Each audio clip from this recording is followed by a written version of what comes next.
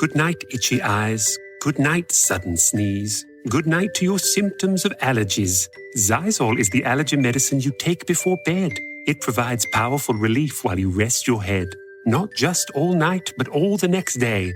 Xyzal keeps working, keeping allergies at bay. And without those annoying symptoms disturbing your rest, you can wake up the next morning feeling your absolute best.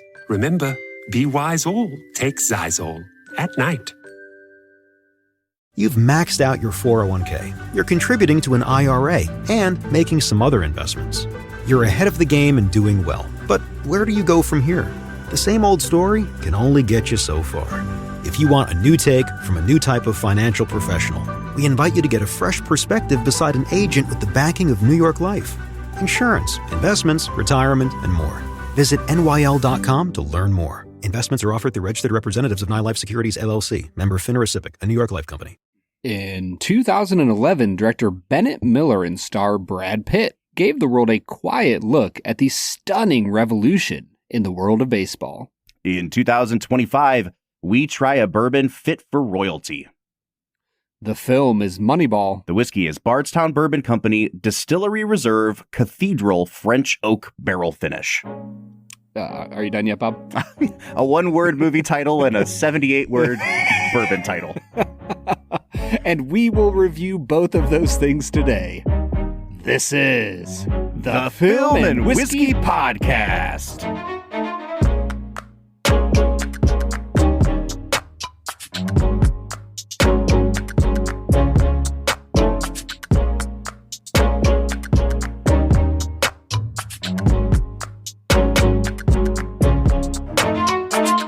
Welcome to the Film and Whiskey Podcast, where each week we review a classic movie and a glass of whiskey. I'm Bob Book. I'm Brad G. And Brad G, it is almost opening day in the world of Major League Baseball. We've officially arrived in spring, it seems. As I get older, I find myself loving baseball more and more and more. What a great sport. Let's do this. Let's have the baseball conversation right now. Folks, welcome into Film and Whiskey. If this is your first episode joining us, we don't usually go deep on sports. We usually go deep on films and whiskey. But because this is opening week, we figured, hey, let's talk about Moneyball. And in order to talk about Moneyball, we got to talk about the state of things in the world of baseball. Brad, it seems that both viewership and attendance have been in a steady decline for baseball for years and years now. The young people are just not attaching themselves to the world of baseball as they once did. And I'm not here to interrogate why that is, but I will say I watch less baseball than I ever have. But I'm kind of with you in that, like, there is no sport that I feel nostalgia for or like a deep sense of like magic like I do with a good baseball game. So I don't know how to reconcile those two things. I never watch it. But every time I watch a great baseball game, it's like, oh, this is America. It's the best. You know? Yeah. Yeah. Now, I will say, from what I have heard, the last few years, baseball is actually kind of boosting in the ratings again. Oh, that's good. Around 2019, it started going up. 2020, I think, helped as people wanted something to watch. And since, I believe viewership is up the last few years, as well as ticket sales. So baseball, surprisingly doing well, whereas I think it's coming out of the NBA's viewership a little bit. Yeah, for sure. Because I know that the NBA has been down. I will say, football is the black hole of American sports viewership that seems to suck up a lot of viewers who are shed from other sports. Mm-hmm. But I will say, man, living in Cleveland over the last decade plus has been a huge blessing in the world of baseball because I've had a good baseball team to watch year in and year out. I do love me some Guardians baseball, and it makes sense that baseball viewership would rebound. Honestly, it should be the dominant sport in America still. When you just think about like the sports calendar, it's the longest season of the year. And it's got essentially like 6-7 months of the year to itself. There's really nothing competing with it in those summer months. So it's crazy how much people love the NFL because baseball is like right there for the taking. And Brad, I don't think we could have picked a better movie to talk about when it comes to the world of baseball than Moneyball. Folks, if you are joining us for the first time, or if this is, one of your first episodes, what we've been doing this season is we've been looking at films from the last 20 years, and we've been asking the question, does this movie deserve to be considered a modern masterpiece? Now, Brad, I don't want to spoil our answer to that question too much, but I will say, based on the few sports movies we've done this season, we've already said there's not a lot of great all-timer sports movies in the 21st century. And so I think just on that criteria, it's kind of an automatic yes in terms of being a classic. Is that fair to say? I mean, I personally would judge it more just across all films. Like, I don't think just because it's a baseball movie means that it's a classic because it's really good. I will say, if you are just limiting it to baseball films of the last 30 years, like, yeah, this is a classic. Mm-hmm. And again, like, people need sports movies to watch. And so maybe kind of by default, it's like, well, this is the closest thing we've had for the last 20 years, So we'll get into talking about all this, but let's kind of cast some vision for our Moneyball episode, Brad.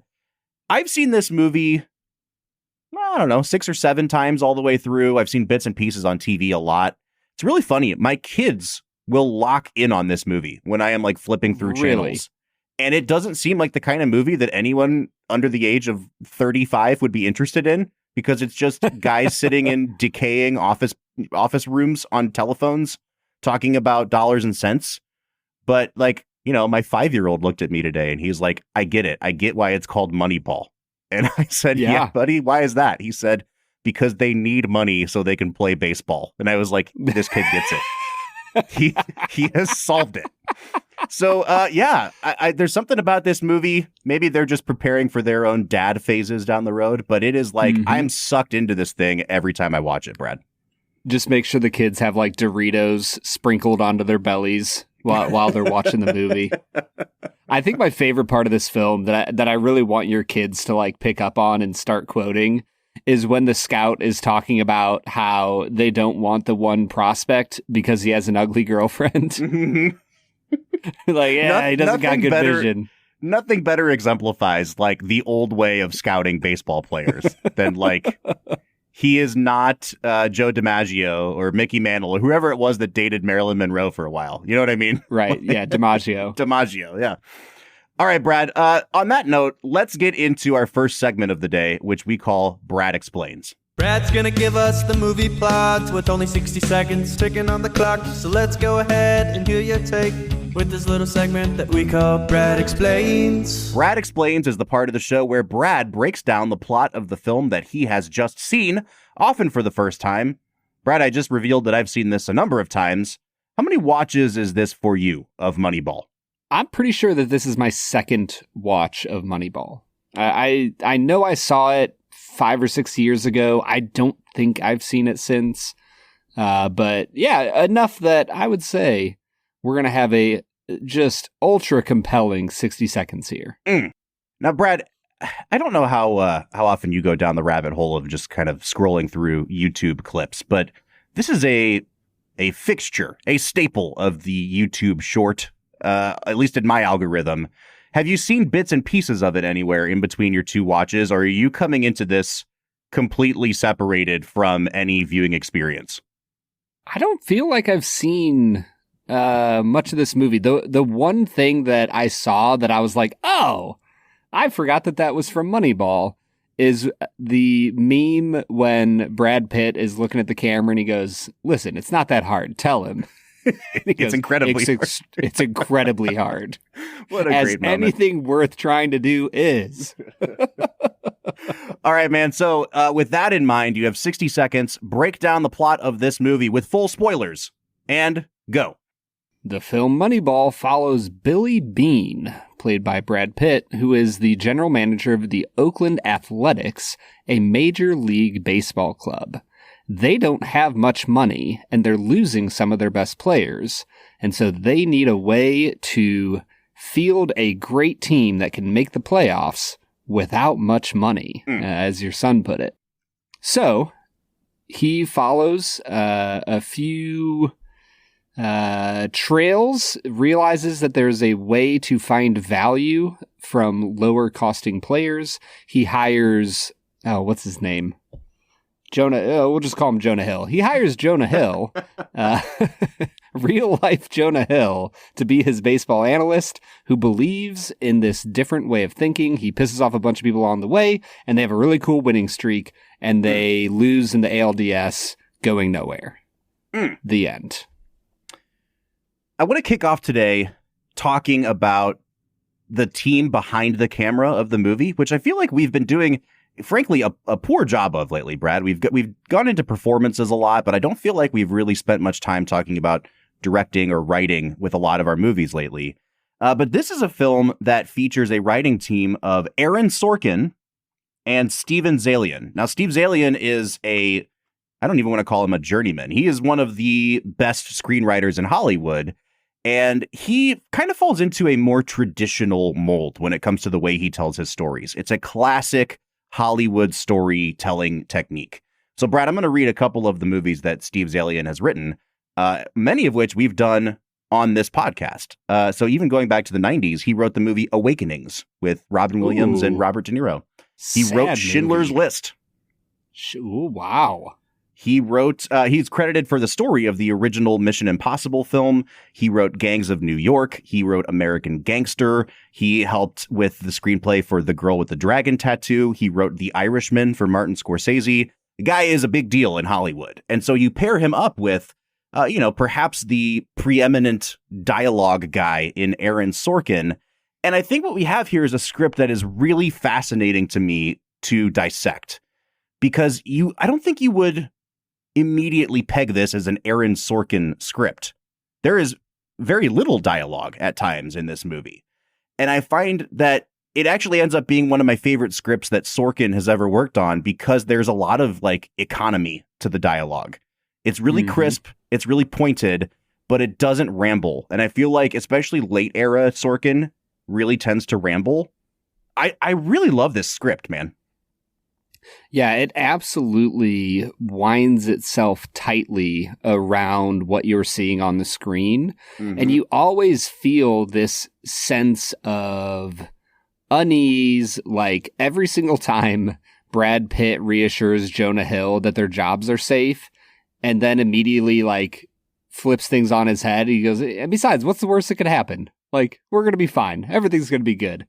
And you're like, yeah, the worst thing that could happen is you get fired and you can't find a job. And it's just has a way of pacing itself that you have a lot of these little funny moments kind of interspersed throughout the film. But what I love most about the script is that it allows each scene to just be what it's going to be. And it doesn't expect anything out of the viewer to force it in any specific direction. There's just a natural, smooth movement to the way that this script flows. So apparently Zaillian had done a first draft of it, and then Amy Pascal, the head of the studio, specifically sought out Aaron Sorkin to come do a rewrite. And Sorkin had enough respect for Zaillian that he said, I'm not going to work on this movie unless I get Steve Zaillian's blessing. And so they both kind of crafted new drafts of it independently of each other. So they really weren't working together on this. I'd be interested, if there's articles out there that talk about which scenes were written by which person, because there are definitely scenes in this movie where I'm like, oh, I think that's a Sorkin scene. And then there's other scenes where it's like, oh, that feels like the sort of pulling at the heartstrings thing that Steve Zaillian's really good at. In any case, I think that it adds up to a movie that I struggle to understand why this movie isn't a 10 out of 10 for me, Brad. It's really good. And it's the more I watch it, the more I realize that it's actually very understated in the way that it tries to pull off its themes. That there's some grand overarching character arc thing going on with Brad Pitt, and everything that is set up is paid off. There's a ton of Chekhov's guns in this movie, but they don't really call attention to themselves. And I think because of that, the first 4 or 5 times I saw this movie, I was like, very good movie, 8.5 out of 10. This time around, I felt like it worked even better for me, but I still it almost has that like spotlight ceiling that we talked about, where the way they made this movie, I think, is really appropriate for the kind of story they're telling, but it also kind of puts a cap on my overall enjoyment factor of the movie. I'm kind of with you here, Bob. I found myself this time through feeling like this is a better movie than what I actually am seeing on the screen. There's, and maybe it's just because I've listened to you talk about it and how much you love it, but this time through, I was struck by the beauty of the small moments of the film, but there's nothing that it ever really builds toward in my mind. Like, yes, there's the 20 game win streak. I got a little tripped up there, Bob, seeing as my Indians, had a 22 game win streak to break this record. No big deal. Just thought I should throw that in there. It doesn't feel like this movie builds anywhere. And I think that's my frustration with the movie is like, it's at the end of the day, he started something that was already somewhat in the works around the league, and he kind of gets credit for it. And yes, like it helped make a way better team than he would have built the traditional way. But at the end of the day, like he's never been to the World Series. He's never won a World Series. It ends with a really cool win streak that gets them into the playoffs, and they lose at the exact same place at the playoffs that they did the year before. It makes me wonder if this sports story was even worth translating into a film. So I think that this is where I want to talk about the way the screenplay develops the Billy Beane character. And Brad Pitt is so good in this movie, but also he's doing the understated thing so much that at times you're like, is he acting or is he just like really tired on set today? You know what I mean? Like it's a very, I don't, understated is the nice way of saying it. It reminds me of Bruce Willis in Sixth Sense. Yes. Understated is the nice way of saying it. And I think sleepy is like, it's like the mean, he's got the old Sleepy Joe going on a little bit at times. And I think that like, because of that, it can be kind of easy to get distracted from the overall story they're trying to tell. And they do a great job of intercutting young Billy Beane being essentially like railroaded by the old way of gauging baseball players, of scouting. They find him in high school. He has a full ride to Stanford. He chooses to chase the money and chase his dream, and it doesn't pan out for him. And he gets chewed up and spat out. And that has always stuck with him as a person, that like he is a victim of what he deems to be a failure of a system. It's not even just that like he thinks he got screwed, but he starts recognizing that like I should never have been as hyped up as I was as a player. And like this is a fundamental flaw in the system. And so his embrace of the Moneyball system is really like him starting his own journey of discovery and healing. And I think for me, the scene that really clicked it for me, that I guess I just never put two and two together, is right after the 21 game or 20 game win streak. And it cuts to a scene of Jonah Hill and Brad Pitt in like a video room somewhere. And Brad Pitt's basically saying like, it doesn't matter. None of this matters. It sells hot dogs. But like, I know these guys. I know they don't care. The second we lose a game, they're going to be on our ass again. And what he's saying is correct about the way that the system sucks in baseball, but also like it's such an insight into the fact that like his character is still so deeply distrustful and haunted and scarred by what has happened to him that he still can't let himself take a step back and see that like he's already changed the course of baseball history by what he's done. I think it's a brilliant scene, and they do pay it off, 20 minutes later in the movie. But the insights into the character are really small and really understated. And I think they're easy to miss if you're not asking yourself at every point of the movie, like, what does this say? Like, what's the larger picture here? And perhaps that's a flaw of the movie. I'm curious, like, what you think about that. I think that, like you said, it's a really quiet movie. And the more you sit with it, the more you let it simmer, I think that it makes an incredible experience. The beauty of Beane's character really is that he is distrustful of the MLB as a whole, and he's deeply in love with like the art of the game of baseball. Mm-hmm. And you see that in those moments of contrast between who he is as a general manager and who he was as a player. I think the hard part is you don't get enough insight. I don't even know if you ever hear his younger self speak. It seems like there would be something to dive into there. But on another hand, like they do a good job of treating it like they are, their memories. It's him remembering what it was like to be playing in the major leagues and how difficult it is. And you have to wonder, like, is being the type of general manager that he wishes he had as a player? Well, and I think that's like, so you get to the point at the end of the movie where their season's over and he gets this astronomical offer from the Red Sox to come be their GM. It would be making the highest paid GM in all of sports. And Jonah Hill has this moment where he looks at Brad Pitt and, you can tell Brad Pitt's like mulling it over. And he's like, what does this say about me if I take the money at this point? And he's like, it says what it says about every great player who goes for the money, that they're worth it. And you can tell it doesn't sit well with Brad Pitt because the entire movie, what they've been saying is like, these players that are commanding all this money aren't worth it. You can actually replace them for like, it's a perfect mirror image of him being on the other side of the equation now. But I think, Brad, that what I'm struggling with is, do I actually want this movie to talk down to its audience more? And I think what I mean by that is like, it doesn't have the big showy Oscar-y speeches. It doesn't have, at least not very much. It doesn't have people like looking directly at Billy Beane the way they look at J. Robert Oppenheimer and say like, you are important. You need to realize how important you are. And I almost wish that it did a better job of underscoring the points it's trying to make about Billy Beane, because it relies on the audience to put two and two together. And I think obviously like we can do that, but it makes for a less dynamic, compelling, entertaining way of telling the story. And for me, I think that all gets summed up with the final like big thing that happens in the film.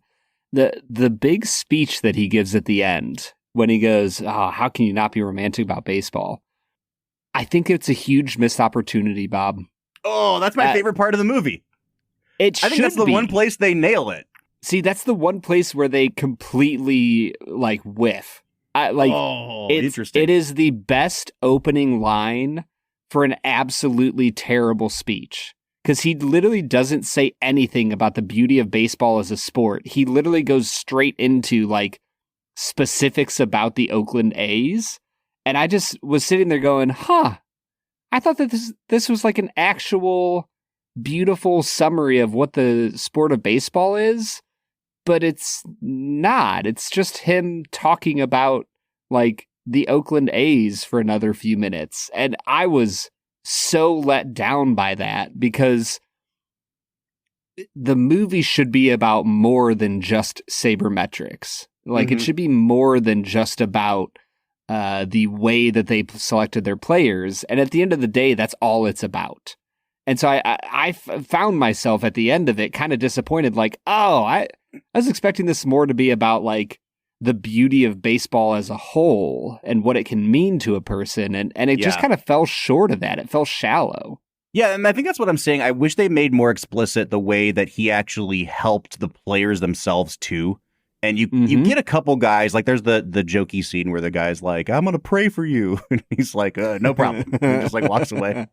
But what he did is he implemented a system that actually values undervalued players, and it doesn't overvalue people that don't deserve it. And like, so he's solving a system that victimized him and that kept so many guys from ever getting their chance.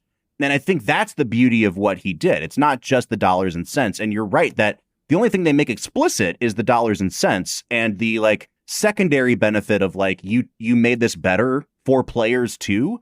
That needed to be made a little bit more explicit to me.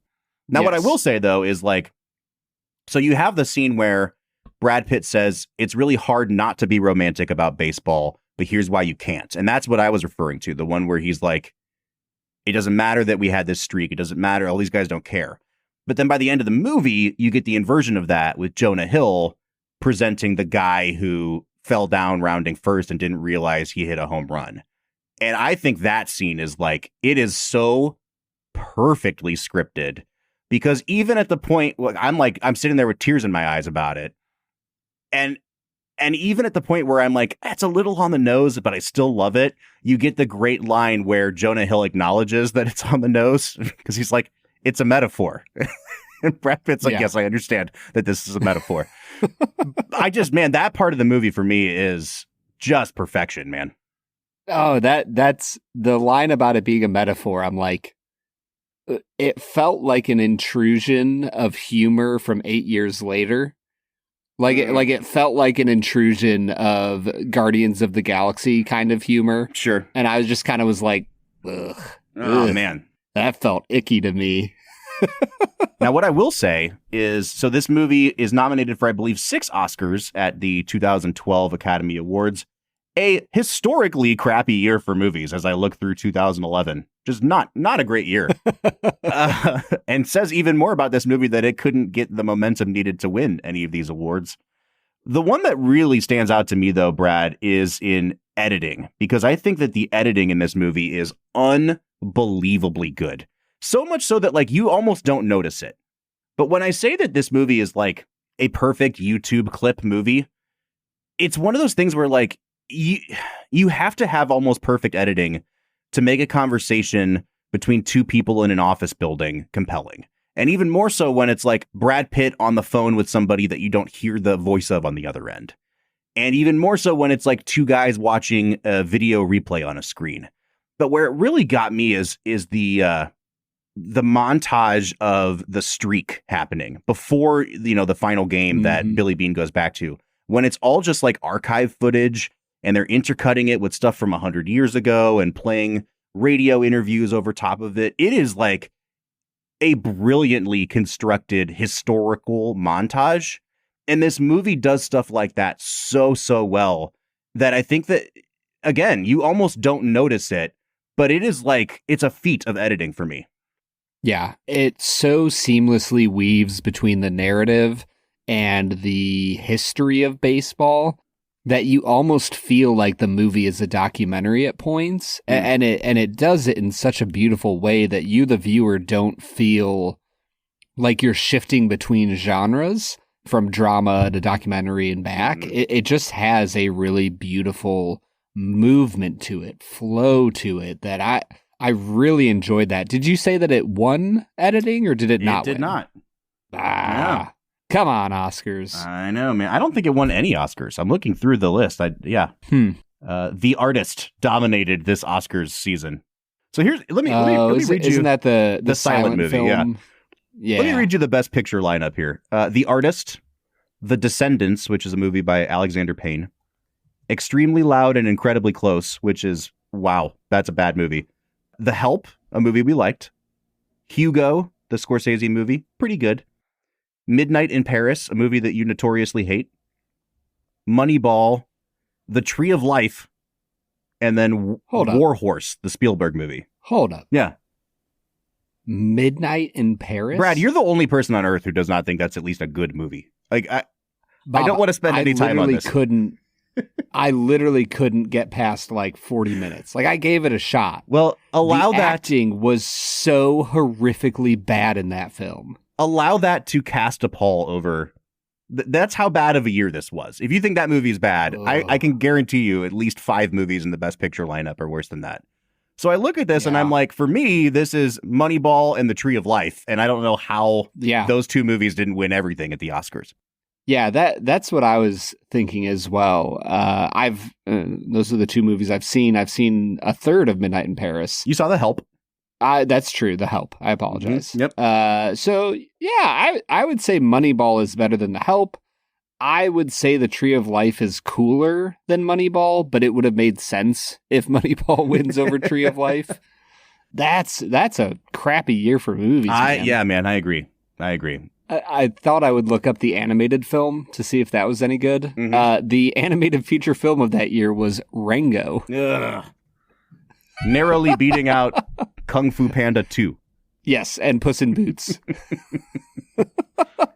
So, Brad, on that note, why don't we hit pause here? I want to come back and talk a little bit about like what we think really works about the movie, and then specifically dive into the two main performances here in Brad Pitt and Jonah Hill. But first, we've got to drink some whiskey. So what do you say we try this extremely long titled Bardstown Bourbon Company bourbon? Let's drink some whiskey, Bob. My dad works in B2B marketing. He came by my school for career day and said he was a big ROAS man. Then he told everyone how much he loved calculating his return on ad spend. My friends still laugh at me to this day. Not everyone gets B2B, but with LinkedIn, you'll be able to reach people who do. Get a $100 credit on your next ad campaign. Go to linkedin.com/results to claim your credit. That's linkedin.com/results. Terms and conditions apply. LinkedIn, the place to be, to be. This episode is brought to you by Prime Video. In the small town of Holland, Michigan, nothing is ever what it seems. Behind the tulip festivals and pretty houses lay dark secrets that threaten to tear a marriage apart. Nicole Kidman stars in this darkly twisted thriller about a wife and mother whose quest to uncover her husband's secrets may get her more than she bargained for. Holland, streaming on Prime Video March 27th.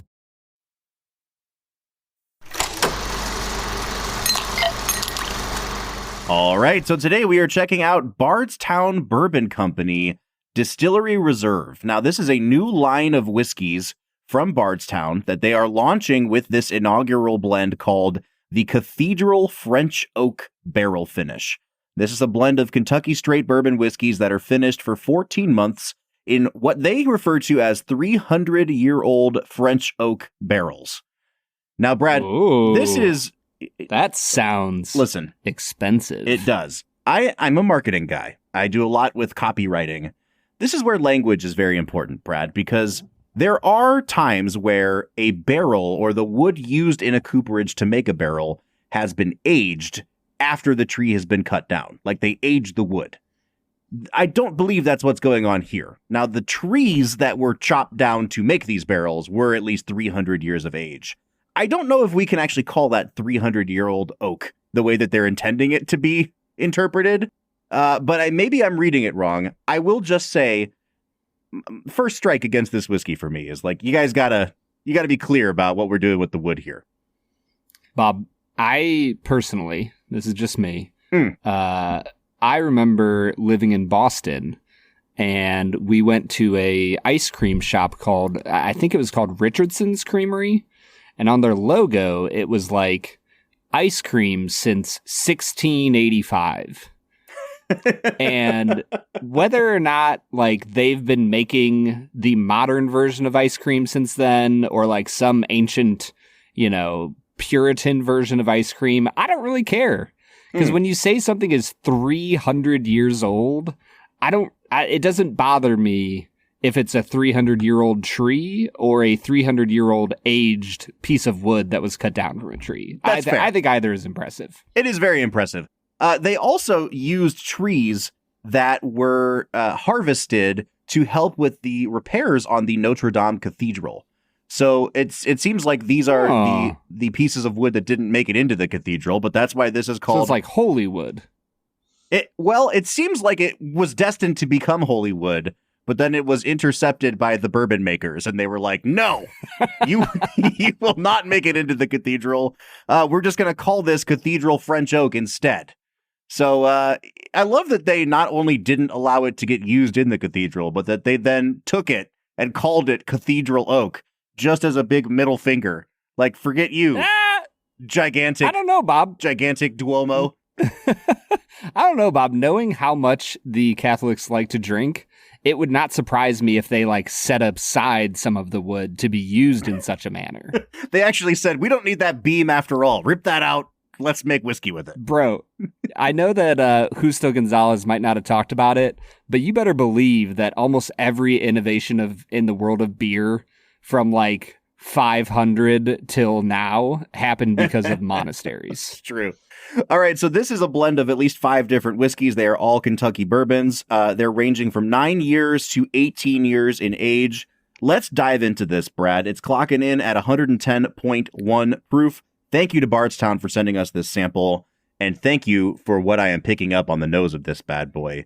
Brad, this is just, I mean, it was an immediate, well-aged bourbon bomb when I poured it out. It didn't sense over-oaked, but it was like, oh man, every time we've had a really good, like 14, 15 or plus bourbon, it has this distinct, I guess I would just call it mature character to the nose. And then when that settled down a little bit, I got notes of like Coca-Cola, but it really tipped into almost like a flat root beer for me. There's like this kind of syrupy sarsaparilla kind of note going on underneath it all. It's really decadent, really rich. The color on this is absurdly dark, Brad. I'm going to give this a 9 out of 10 on the nose. Yeah, I'm with you, man. For me, it was almost like a really heavy cherry licorice vibe. There's some black pepper, it's little bit of an orange zest. It kind of reminded me of like hot chocolate powder. And all of that going along with some really nice, mature caramel vanilla vibes of the classic bourbon.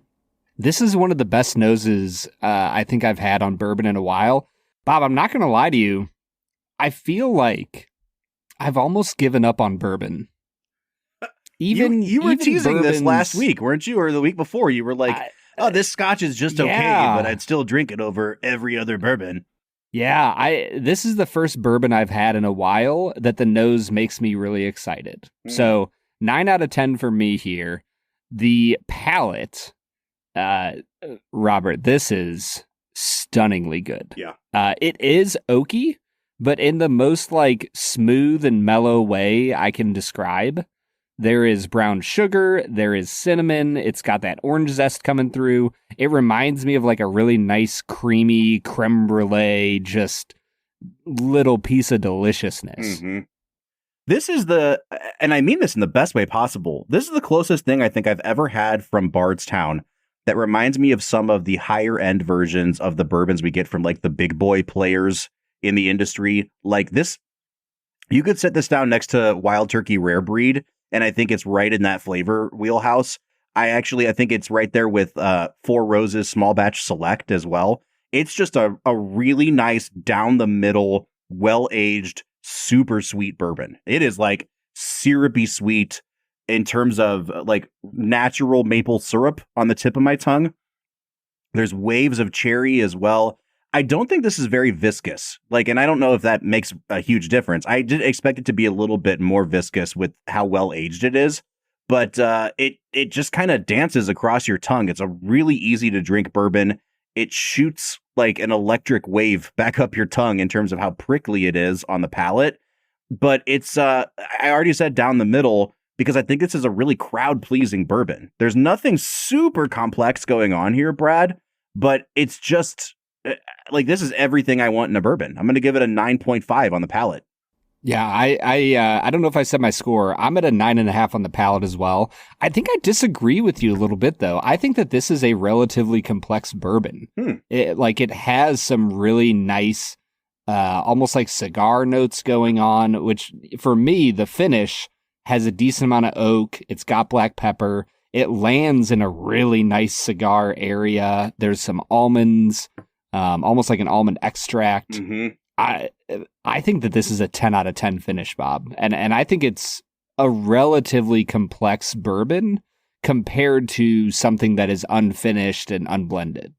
Every year at Aldi, I'm a big Aldi guy, by the way. They do twice a year. It's called German Week, and they bring in a bunch of their foods from, because Aldi is a German company.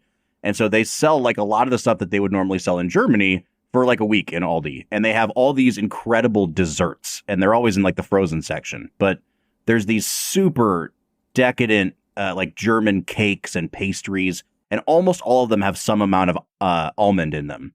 And I'm with you, dude. There's a ton of almond on this, but I get quite a bit of almost like a raisiny or pruny character as well.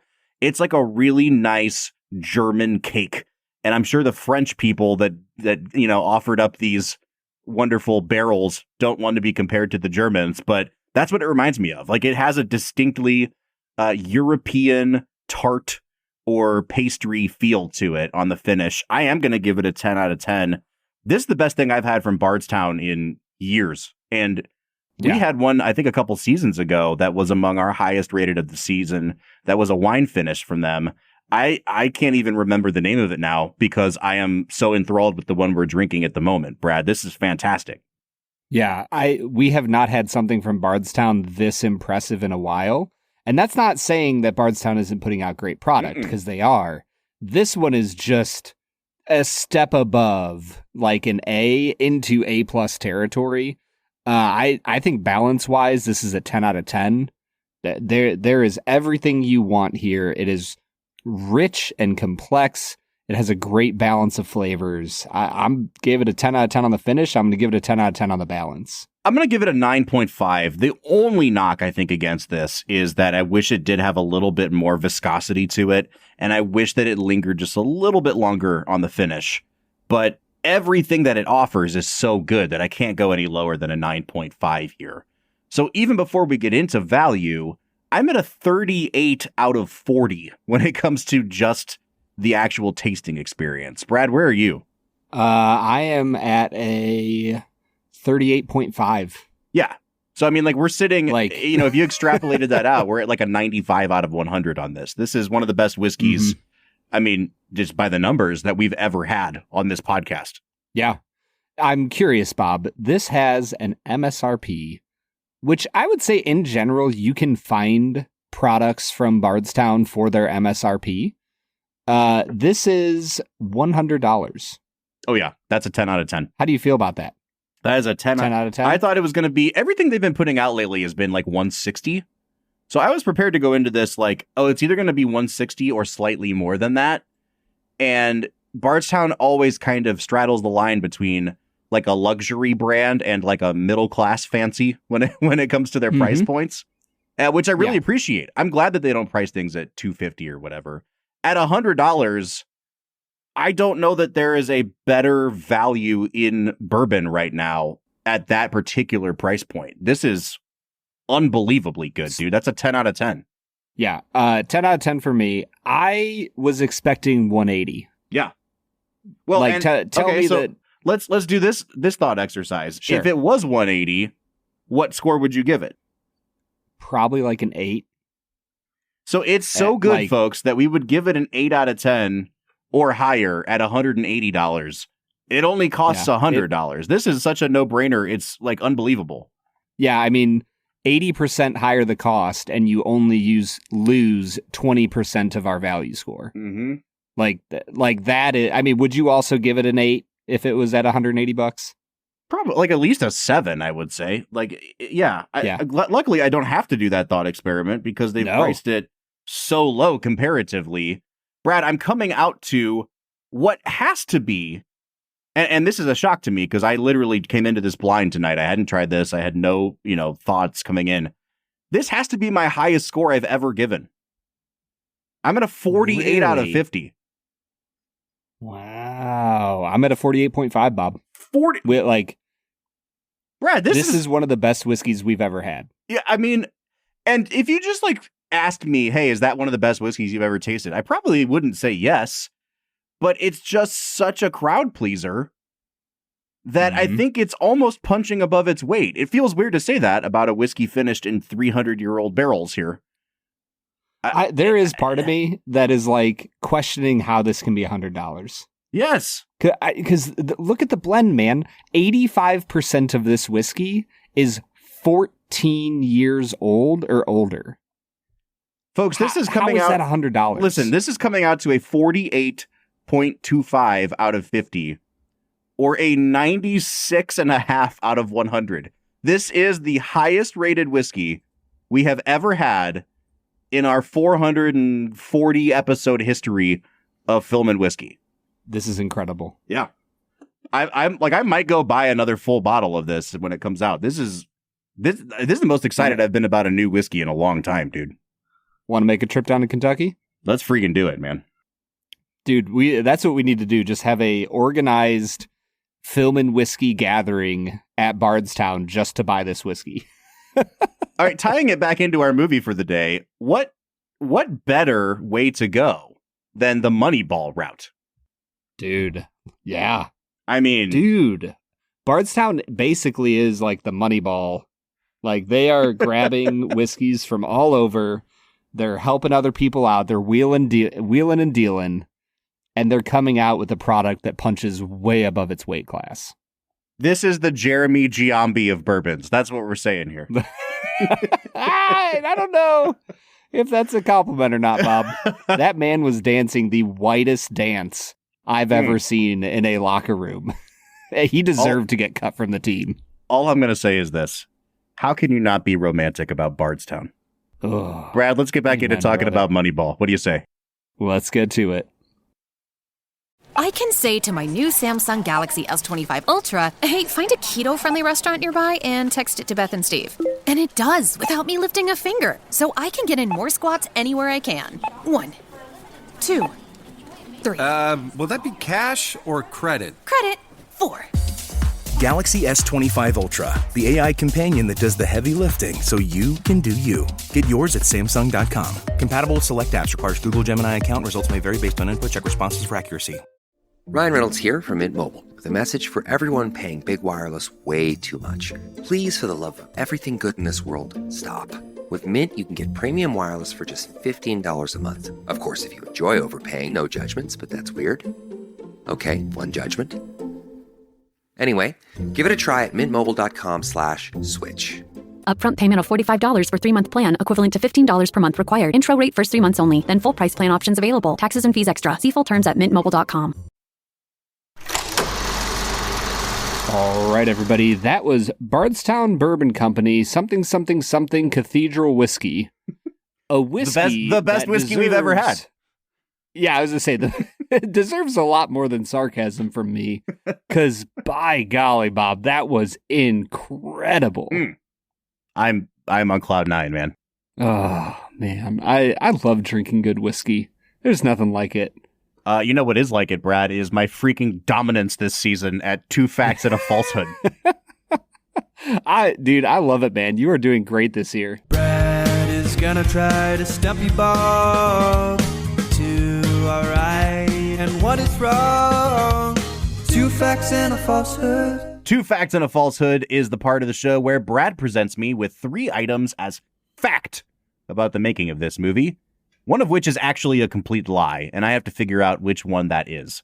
Now, Brad, we're on an interesting streak here because we've had a couple guests on the show, and then before that, we had the episode with Spotlight where you were like, I don't feel comfortable making up facts or fictions about this subject matter. So it feels like this is kind of our return to normalcy. I'm interested to see how I do without anyone here to help me this week. So hit me with your 2 facts and a falsehood. Fact number 1, Billy Beane is portrayed as a lonely divorcee. In real life, he had remarried by the time that the streak happened. Scenes were shot with Catherine Morris as his second wife, Tara. They didn't make the final cut, though, but they are included as a Blu-ray extra. However, Brad Pitt's character is still shown as wearing a wedding ring throughout the film. Fact number 2, director Bennett Miller was so impressed by Karis Dorsey when she sang The Show by Lenka during her audition that he not only cast her as the protagonist's daughter, but let her sing the 2008 song twice in the movie, which was actually set in 2002, sacrificing some of the historical authenticity. Fact number 3, Sony had originally allocated a much larger budget for the film, but after director Steven Soderbergh's departure over creative differences, the studio cut cost, forcing rewrites and fewer game sequences. Interesting.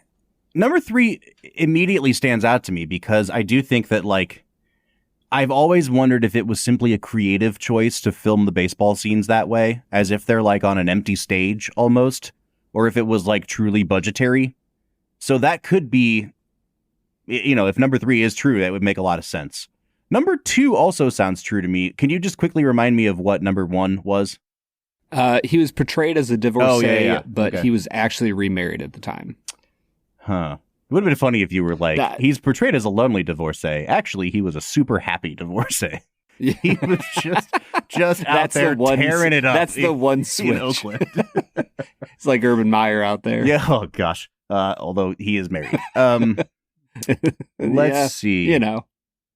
I have no idea. I think it's probably either 1 or 3. I'm going to say number 1 is The Falsehood, just because if number 3 is The Falsehood, I think you did a really good job writing it, Brad. So I want to give credit. I'm on a good, rewarding good writing streak here today. So I'll say 1 is The Falsehood. Well, Bob, you have rewarded me properly because number 3 was The Falsehood, and you are incorrect. Man. Darn it.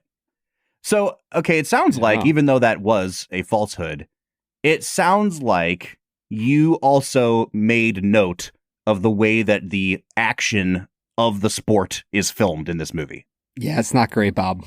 Yeah. It's not good. It looks a little cheap. I'm not going to lie. Yeah, that was one of the roughest parts for me, was the moments where they are trying to show what's happening in the game. I think that they were going for like let's get rid of all the noise. Let's get rid of all the extras and just show the beauty of the game. It didn't work. Mm-mm. It wasn't my favorite. No, and I think that you can accomplish that, and the sound design in this movie, I think, is really well done, because there's a lot of times where it like completely fades out and they isolate different things. And so I think you can accomplish most of what they tried to do visually, orally instead. And I just A-U-R. Hourly. Yeah, sure. So yeah, I'm with you, man. I don't think it works very well, and like a lot of the stuff with the actual team, I think, is part of the weaker elements of this movie. Chris Pratt is really, really good in this movie, and it's cool to see him before his big breakout on Parks and Rec. Is it crazy that I freaking love him in this movie? Oh, he's so good. Because he, again, like, I think this is where the understated thing works, because his comic timing is really, really good in this movie. But they also use his comic timing for like non-comedic moments where it's like not necessarily designed to make you laugh, but it's designed to underscore how unsure of himself he is. And I think he takes that up to the extreme with Andy Dwyer and then with Star-Lord. And here it's just like, here's a guy who's really struggling to like find self-worth. And I think he plays it beautifully. I don't know who it is, but whoever plays the brother to Giambi, is it? What's Jeremy? What's the younger brother's it's Jeremy. name? Yeah, Jeremy. Thank you. Is like terrible and perfect, and the image of him dancing in the clubhouse is like everything I wanted out of this movie. It was that just killed me. And the moment when Jonah Hill is like, no, don't trade him. Like we like went to bat for this guy. And Brad Pitt looks at him like, trust me, we don't want this guy anymore, is the most well-deserved scorn I think I've ever seen in a movie. Philip Seymour Hoffman shows up in this movie as Art Howe, the manager. He's got some eyebrows in this movie, man. Dude, here's why Philip Seymour Hoffman is like among the GOATs. He was never above taking a part that you almost forget he's in. And I think he does it as a favor to Bennett Miller. So Bennett Miller, this is only, I believe, his second film ever. And his first, or at least his first big one, was the movie Capote in 2005, which wins Philip Seymour Hoffman the Oscar. Bennett Miller does not direct another movie until Moneyball, 6 years later. But he asked Philip Seymour Hoffman to come on board, and he does. And I think that, like, again, it's the spotlight thing. He's like the Marty Baron of this movie. It's so understated. Yep. But then you get these little moments, like the moment that Chris Pratt's character, Hatteberg, hits that homer to win the 20th game. Even before the music kicks in, you get a shot where you see the launch angle of the ball. And then the first cut is to Philip Seymour Hoffman in the dugout. And it's his immediate reaction as his eyes raise up and he realizes this guy is going to hit a homer. And it is the most believable facial acting I've ever seen in him. It's just, I just threw my hands up. I was like, this dude's the freaking GOAT. It's so good, man. Yeah. I have two thoughts. my first thought is, of all the ways to win a sporting event, whether it's like a shot from outside the box in soccer, a Hail Mary, a three-pointer to win it all, I think a home run is the best way to walk off of a field of battle victorious. Home runs are just incredible. It's Secondly, perfect. It's absolutely perfect. Secondly, Philip Seymour Hoffman is perfect in every single way. And I almost expected when he and Brad Pitt are like fighting about the lineup, I expected to like see it cut to black and then like come up with like Brad Pitt chained to a chair. And you just have Mission Impossible 3 Philip Seymour Hoffman looking at him being like, listen, it's not about the lineup. All right. Just counting to 10 with a gun on Hatterberg. It's about 7. It's about control, you see. He's so good, man. I'm glad to have him in this movie. Every time I see him in a movie, it makes me sad that we lost him so young, but like, just so good. And then you've got Jonah Hill, who we just talked about a couple weeks ago in The Wolf of Wall Street. And this could not be more polar opposite of a character. This is Jonah Hill at his most insecure.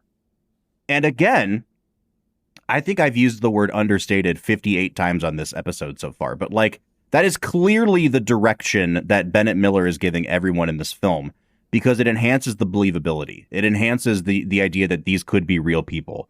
And his character, spoiler alert, is not a real person. he's a mashup of a couple other different people, and one guy in particular that apparently did not allow his name to be used for this film.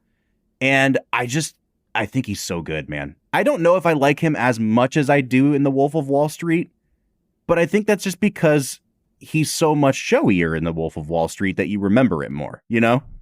It's interesting. I feel like the Wolf of Wall Street character is actually more similar to this one in certain ways, as far as like his ability to play a super awkward character that doesn't always know if he fits into a space. Like that describes both characters in both worlds. The direction that he takes his Moneyball character feels, and ought to feel, so much more realistic and honest that I really love him in this movie. I think he is my favorite performance in this film. Well, that's a good segue into talking a little more about Brad Pitt. I don't know what to make of this Brad Pitt performance. Like, he's nominated for Best Actor, and I think that Brad Pitt he's a great actor. But he is so constantly, this century especially, trying to find roles like this where he can play like, he's almost toying with the idea of like, how laid back can my performance be? And I think there's varying levels of success for me with that. I just took a trip to Las Vegas, and I was on the flight out, and I was like, you know what I'm going to watch on this airplane is Ocean's 11. And you watch a little bit showier of a performance there. He's still not the most over the top in that movie, but I think what strikes me about watching multiple Brad Pitt performances kind of back to back is that he is like, I think that like mentally he tries to find like weird tics to give his character or I don't know, do something unexpected. And sometimes that's like an outburst, and sometimes that's like a weird facial expression. And I think in that way, he's actually more similar to like, he has the same MO, I feel like, as a guy like Nicolas Cage. But the way that manifests with Nicolas Cage is always like, what's the craziest thing I can do right now? Whereas with Pitt, it's like, people always talk about how he's eating all the time. Like he's always chewing something in a movie. He does that a lot. But I wonder, I don't actually know what his success rate is when he's making these weird choices. But the overall effect, I think, works 90% of the time with Brad Pitt. And I think it works here in Moneyball. He is very, very determined and focused when it comes to his work. I think what makes the character work for me is his interactions with his daughter, and the scene where he's with his ex-wife and her new husband. Dude, the way that he cuts that guy down to size, and he just looks at him and goes, her mother and I will make that decision. Oh, man. It is like so laced with disgust and like I know who I am her father, I am self-assured. I was like blown away at that moment, and it had nothing to do with the main thrust of the movie, but it was perfect and I loved it. Also, can I just say, is this the most beautiful Brad Pitt we've seen in a movie? I don't know. Brad Pitt as Achilles in Troy is pretty beautiful. Oh, sure. The slightly shorter hair, I think, does it for me. Okay. I like it. He is a beautiful man. There's no getting around it. The actor in the scene that you were talking about is the actor and director Spike Jonze, who we will be watching one of his films here in a couple weeks, the movie Her with Joaquin Phoenix. He also was in The Wolf of Wall Street a couple weeks ago, Brad. He's the guy in the penny stock place when DiCaprio first goes in. And he's like, if you sell $10,000 of this stock, I will personally give you a blowjob. It's the same guy. So, just showing up here again. Hold on a second. What is it with directors that make random cameos in other people's movies? I don't know, but I love it because I think he knows exactly what kind of character he plays well because it's the same character in both of these movies. Yeah, Beta. Yeah, exactly. All right, man. So we've gone through the cast list. I guess Go ahead. He plays betas, and then he makes a movie about a guy who can't get laid in real life. Mm-hmm. So he's focused on an AI. The man. Oh, sorry. That's just funny to me. I think what we call that is self-aware, Sure. Yeah, totally. All right. So we've gone through the cast list. The only other major actor in this movie is Robin Wright, who shows up for 3 seconds as his ex-wife. I understand what they're trying to do with the presence of the daughter and telling him, literally singing to him, just enjoy the show. Yeah. I think that including his personal life in this movie is probably the movie's biggest mistake because he's clearly not a very good dad and he was a worse husband. And you can accomplish that by just having someone mention that to the audience once. Just have one phone call with Robin Wright where she's like, you're a shitty dad and a shitty husband. And then that's it. Yeah. I don't know that we need 10 minutes of screen time with his wife or her new husband or the daughter. Absolutely. This actually, watching Moneyball marks one of the rarest feats in the film and whiskey podcast history. Haley watched this movie with me. Oh, wow. It's a very rare thing. What and did she think? As we got to, she liked it. She was a little sad at the end. And she said, I feel like he should have taken the Boston job. Because his main reason not to was that he didn't want to leave his daughter, but she already had to fly to see him anyways. Right. So why not just have her fly to Boston? Also, is there a more 2001 thing than sending a child unaccompanied on an airplane? I can't wait to do that someday, dude. I am 100% going to send my 13-year-old on an airplane by herself, and it's going to be so good for her. Yeah, you're going to learn a lot. Get out of here, kid. Go on, get. Well, on that note, Brad, I think it's time for us to get into our last segment of the day, which we call Let's Make It a Double. We're near the end of the episode, so thanks for listening to the Film and Whiskey Show. Let's pair another film with this one, even if it's a struggle. It's our final segment of the day, now let's make it a double. Let's Make It a Double is presented by Blackwood Distilling Company. This is the part of the show where we pick a movie to pair up with this one to make the perfect double feature. Brad, I'm really curious which direction you went with your Let's Make It a Double today, because I think there's a couple different ways we could go. The floor is yours, sir. I think I am going to pair this with another film that feels kind of like a documentary, a realizing of historical events, where they are under the gun to make something beautiful happen without any sense that it's actually going to go right. I'm going to pair this with Apollo 13. Ooh, nice. Thanks, man. Yeah, I think movie. It would be a really fun evening. I don't think I'm just going to spoil if you already do, Bob. I don't think you should pair this with a baseball movie because I don't know if Moneyball at its core is a baseball movie. Yeah, even though we did an episode a couple years ago that was top 5 baseball movies, and I'm pretty sure Moneyball was our winner. So yeah, it feels like we're doing some revisionist history here now. Easily. I will gladly revise my personal history, Bob. I'm kind of with you in that, like, I don't know if it's fundamentally a baseball movie, but I do want to pair it with a baseball movie. And I think that if that's the case, then there's only a few you can really pair it with, because I want to essentially focus on baseball action. And I think for that, I will pair this with A League of Their Own. I think you get both sides, obviously, of like front office and the team with that. You also round out like what makes the baseball action so special in that movie. But I actually think Moneyball might do a better job of capturing or contextualizing why we love baseball so much. You know, it's almost as good as the James Earl Jones speech in Field of Dreams. But we've also talked on this podcast, like, I don't think Field of Dreams is really a baseball movie. Like, Field of Dreams is a freaking weird movie that people remember like 2 scenes from. And so I think you can kind of capture that with Brad Pitt saying, how can you not be romantic about baseball? And then watching, you know, the members of the ladies of the All-American League doing their Rockford Peaches thing. I'm going to pair it with A League of Their Own. Dude, any chance I have to tell the public about how funny watching Tom Hanks whip a baseball glove at like a 9-year-old kid is, I will absolutely take it and say you need to go watch A League of Their Own, if only for that singular scene. Listen, I don't really buy into the like, we've gone soft theory, but I don't think you get away with that scene in 2025. We need to bring back hitting children in the face with baseball gloves, Ben.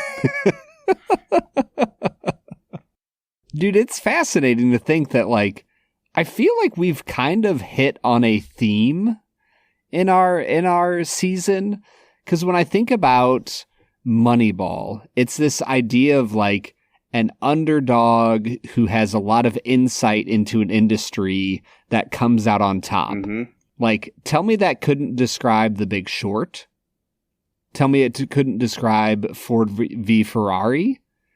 Tell me it couldn't describe Spotlight. Mm-hmm. Whiplash.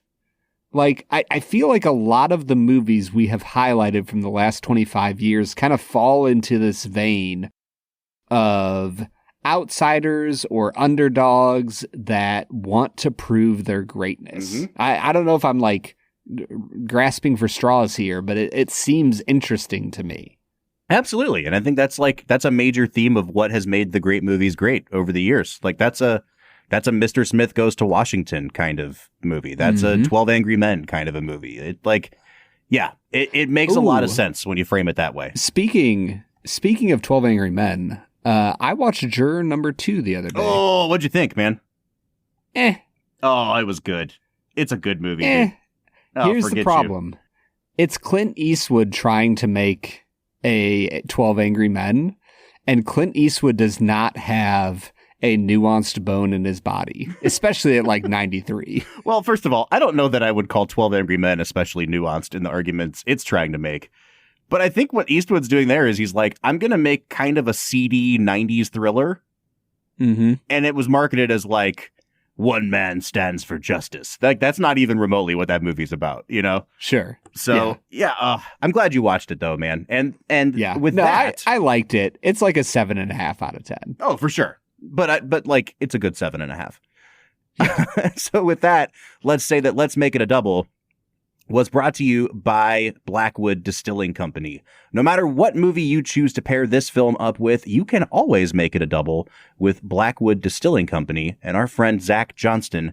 Thanks again, Zach, for joining us. I'm super excited to continue drinking all of these whiskeys that Zach continues to give us, Brad. And folks, I think in a few weeks, he will be joining us to review Jojo Rabbit. That's what I'm talking about, man. He's about to be here with some more whiskey.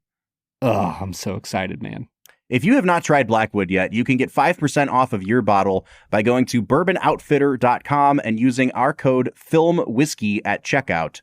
That's bourbonoutfitter.com/filmwhiskey. Use the code FILMWHISKEY at checkout. Thanks again, Blackwood. Brad, it's time for final scores. I think I already said that I've been at an 8.5 on this movie for a really long time. It's starting to click into place why I think this movie is so quote unquote perfectly structured. I'm just having the spotlight problem again here. And I think that I'm going to give it a 9 out of 10, but I don't know if my actual enjoyment level or entertainment level will ever let me go higher than that. Yeah, Bob, I'm sitting at an 8 out of 10. Okay. I think this is a really fun, interesting, solid movie. There's just not enough oomph to it to make me want to give it a higher score. And there's more than enough like average elements to the film, like 6.5, 7 out of 10 elements to the film that I'm like, yeah, it has some great pieces, some great acting. Like if you take Philip Seymour Hoffman out of this movie, it's like a 7 out of 10 for me, 7.5 maybe. So like there's elements that raise it beyond where it ought to be. I don't think it's actually a truly great film, but it's really enjoyable and really fun and an easy way to pass. I think it's like an hour and 50 minutes, I want to say. So yeah, great movie, not overbearing, really fun to watch. And truly the scene when Pitt and his assistant are at Hatterberg's house and they're talking about how hard it is to play for space is incredible. So there's a lot to love here. 8 out of 10 for me. All right, Brad, so let's answer the question. Is this a modern classic for you? No. Yeah, once again, I'm going to give my sports movie caveat. You got mad at me when I did this for Creed, but I think it applies here too. Like, there are not a lot of good sports movies in the 21st century. So on that criteria, it kind of automatically qualifies. I think if we're just talking like, let's pick the 30 or 40 best movies of the 21st century, then that's a no. Really good movie, but it's just not quite there for me. So folks, that's where we're at on Moneyball. We're coming to an 8.5 out of 10 on average, but we'd like to hear what you think. You can find us on any of our social media accounts, Facebook, Twitter, Instagram, TikTok, or YouTube at Film Whiskey. Or if you want to join the conversation, you can join our Discord server. We are on there every single day talking about movies, whiskey, and all sorts of other things. You can find a link to the server at the end of every single one of our show notes. Next week, we'll be back talking with our friend Zach Johnston about the movie Jojo Rabbit, a film that Brad and I really enjoyed, and it seems like the entire internet hates at this point. Should be a fun conversation, Brad. I'm looking forward to that one. So join us for Jojo Rabbit next week. But until then, I'm Bob Book. I'm Brad G. And we'll see you next time.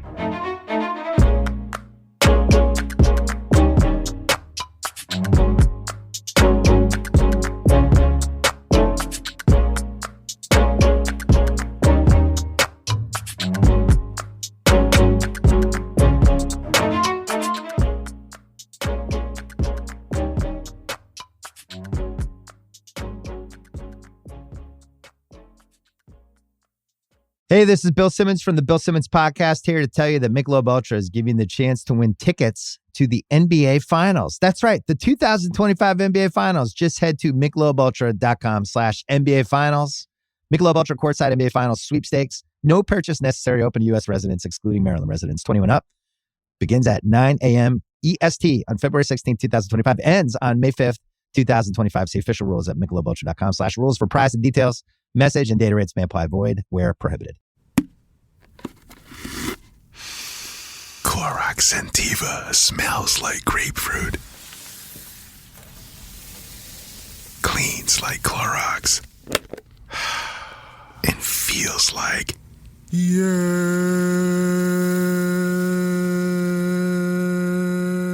Okay, we could be here all day. Try Clorox Sentiva for a trusted clean with long-lasting freshness. Also available in lavender and coconut. Use as directed.